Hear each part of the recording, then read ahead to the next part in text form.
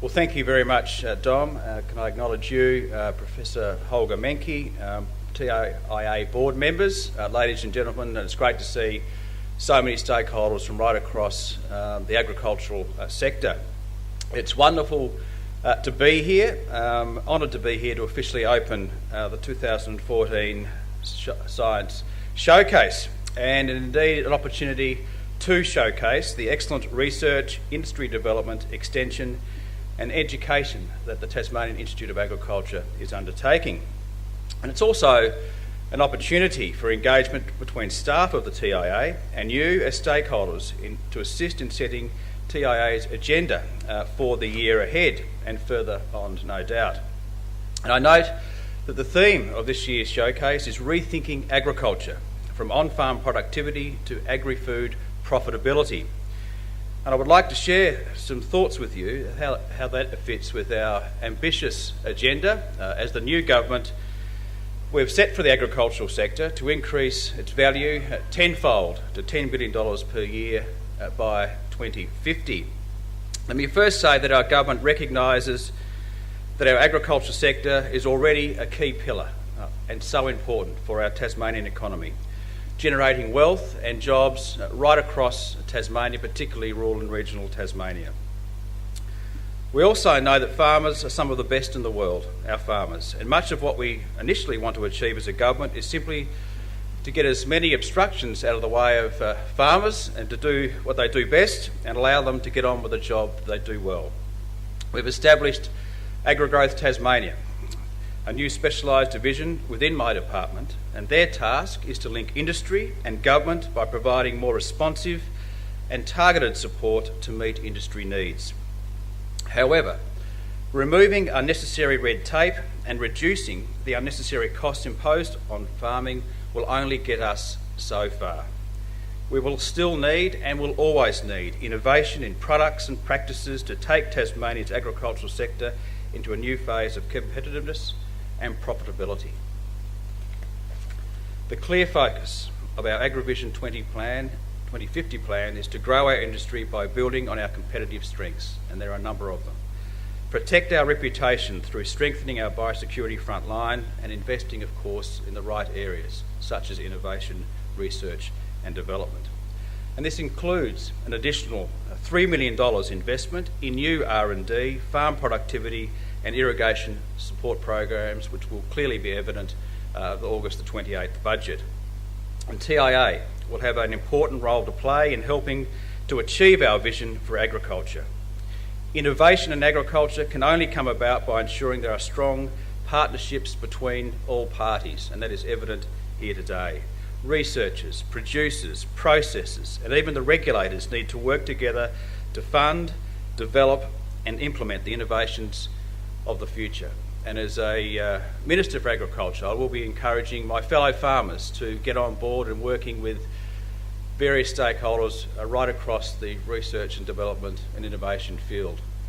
And as a farmer, and our farm's always been very open to working with the department in terms of research and development, private organisations in terms of research and development, to ensure that, there's often trials we've got in our farm from year to year, and I remember as a young farmer quite frustrated having to, when I'm spraying the paddocks, stop the boom spray at certain flags, points and everything else, but nonetheless, as a young farmer, appreciated the fact that how important research and development is for the future of agriculture, and I can only implore our farmers, and a number of them within the audience here today, to embrace the opportunities that research and development, the TIA department, and of course private research and development organisations provide for the future of agriculture. The joint venture between the government and the university, as an example, underpins Tasmanian Institute of Agriculture. Last financial year, the government almost invested $5 million into the TIA. TIA's unique status as an academic organisation with a mandate to support industry development is one of the most important elements of that partnership approach. It ensures that research is not undertaken in isolation to the industries it is intended for. Combining the Previously very different worlds of academic research with industry development has no doubt involved some challenges. But the government is clear that research in the agricultural space must be industry relevant, practical, and support farmers and producers. I note that this sentiment is shared by my federal colleague, as this is the main prerequisite Minister Joyce has placed on applications for funding under the $100 million Rural and Research and Development for Profit Policy Initiative, which the federal government committed to in the May budget, despite a very tight fiscal environment. An area where TIA can lead the way is to support the investment in irrigation. I've had a number of conversations with Holger with respect to this. I note that TIA has identified that Tasmania's irrigation expansion sits alongside the Ord River and the proposed Gilbert and Flinders schemes as the most significant national investments in intensive agriculture since development along the Murray and Darling rivers. Our government is strongly committed to further rollout of irrigation schemes right across Tasmania. We have committed $30 million towards the development of a second tranche irrigation schemes in the state. And I'm also advocating very strongly for the additional federal funding required to deliver all 5 Tranche 2 schemes. I fully support and agree with TIA that the essential factor for delivering our agrivision growth targets and maximising value from irrigation is innovation driven by strong research and development and extension. Concentrated and sustained collaboration between business, government and the research and development sector will be required to generate new business opportunities, create enabling technologies and foster the innovation needed to implement them profitably and sustainably. The proposed cross-sectoral TIA irrigation program promises to take an exciting new approach. It will draw on expertise from across TIA, other research organisations, government and the private sector. It will address issues such as whole of farm management and the enterprise mix. We do have very high hopes that the proposed new irrigation program of the Institute will be strongly competitive in the race to secure some of the new $100 million federal research and development funding. But coming back to the theme of today, rethinking agriculture, and can I emphasise the fact that I'm a very strong supporter of the TIA. I want Tasmania to be a true world-class centre for cool climate agricultural research and development and deliverer of education and training. As Minister for Education as well, I particularly want to see TIA and the University of Tasmania more broadly attract the best and the brightest students. To do that, it needs a strong academic reputation, dynamic teaching programs and solid research funding. However, there is no doubt that what all institutions and organisations are constantly being asked to do is to deliver more with the resources we have. Government, universities and the private sector are not immune to this trend.